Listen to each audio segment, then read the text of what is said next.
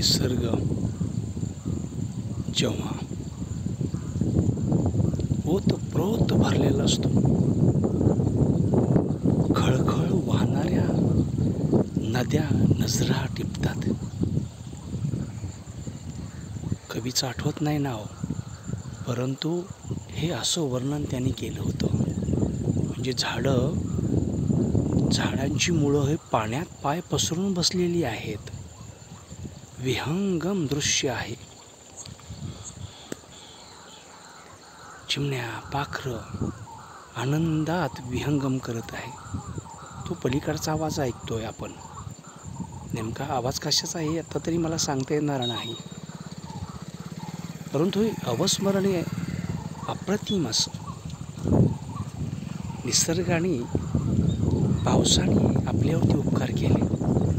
आता काही ठिकाणी खूपच धो वाहतो आहे, परंतु जिथे नॉर्मली पाऊस झाला आहे ते खूप मस्तपैकी निसर्ग फुललेला दिसतो आहे.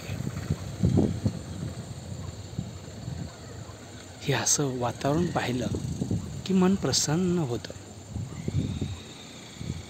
निसर्गातले सर्व जीव आनंदात जीवन जगतात.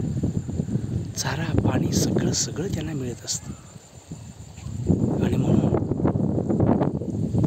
झाडं लावली पाहिजेत, ती सांभाळली पाहिजेत, ती वाढली पाहिजेत. जल जंगल जमीन ही सांभाळली पाहिजे, तरच सर्व जीव हे जिवंत राहतात. चला तर एक झाड लावू आणि एक झाड दान करू. करता येईल काय? सहज शक्य आहे. मन समृद्ध असलं की माणूस दायित्वाची भावना घेऊन दान करतो. हा चारा आहे. चारा किती हिरवागार दिसतो आहे, पहा ना. मस्त हवेमध्ये डोलतो आहे. मजा आहे ना. पहा तर.